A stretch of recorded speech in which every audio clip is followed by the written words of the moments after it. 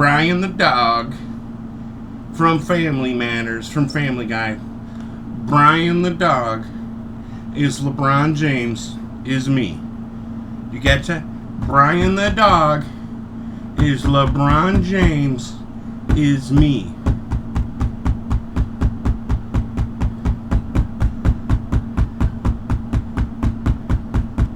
You know, I don't know if you can finish it all.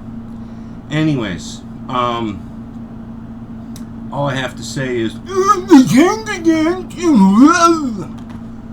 anyways, where was I? Yeah, Larry Bird, okay? He thought he might get cut from his team, and that was the end of his life, man.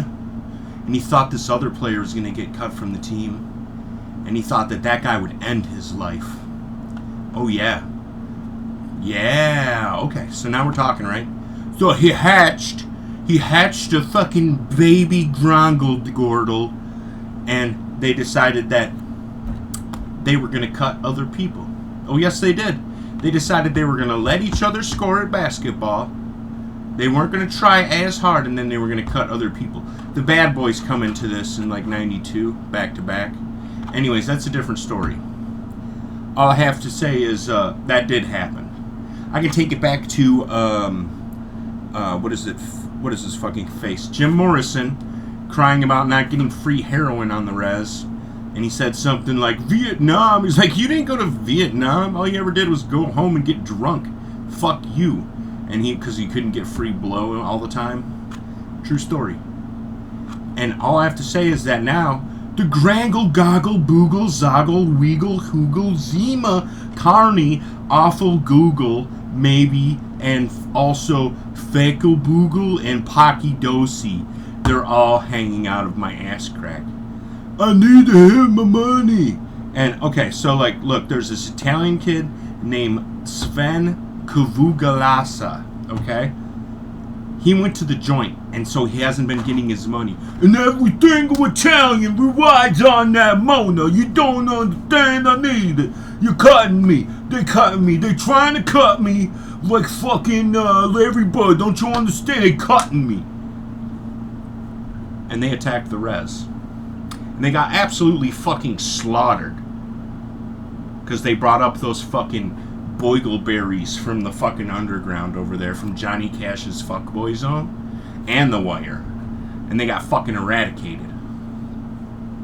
It looked like the Sioux did it. The Sioux defended themselves, and they looked like they were the attackers somehow. Even though most of these people had no ID and were otherwise from NYC or other areas unknown. Even down all the way into Arkansas and Utah, for some reason.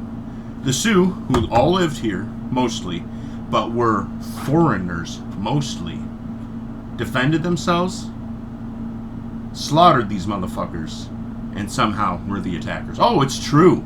Oh, it's fucking true, pal. They cutting me. I need Sven Busagala's fucking Mona. I run that shit. You feel, Z? He went to prison for an attempted armed robbery against another man called Casey Johnson Joe. And he beat this motherfucker within an inch of his life with a machete and a baseball bat. I hear he has a scar all the way across his chest from it, like Sagat from Street Fighter. Anyways, that happened. I don't know what that was about. That was about the Crow killing everyone, actually. They confused Casey Joe for the Crow. But the Crow was actually a guy who ran a novelty shop right over here at Sioux. And they broke into his house and stole the book he was writing, The Running Man. And somehow Richard M. Bachman ended up writing it. A pseudonym. Everyone knows it was Salty Jessica or whatever his name was. Yeah. And that's who attacked Stephen King. Oh, this is how it went, buddy. You don't know this is how it went? This is how it fucking happened. Then, the remainders of the slaughtered people and the Sioux who were leaving on a big old jet airplane, they let them stay in the Sioux's homes. They said, oh, they cutting us, they cutting us, they cutting us, they cutting us. like a bunch of retards that can only see one thing. Oh, this is true. This is fucking true, dude. I swear to God. And they've been living here in arrears and chomos with zeros in their accounts. But one of them managed to get in the account of an ombudsman. And he could see where I was, and I got kidnapped for that. And then other attacks happened because I was kidnapped. Oh, this is fucking true. They can't stay out of somebody's fucking front pocket in front of their penis. You know what I'm saying? This is the most ridiculous story ever told. But it's true. I'm a very smart sheriff. They're never gonna believe this and go, I better make something up about Spaceman. True story. Anyways, so this is going on, right? This whole thing happens, and somehow, some guy younger than me becomes me. Oh, dude, it's fucking ridiculous. My mom knew who I was. You understand?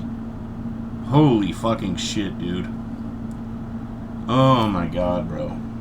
Yeah, chase it back to Jim Morrison. Not getting free heroin after Vietnam and shit. What about Vietnam? I don't even know.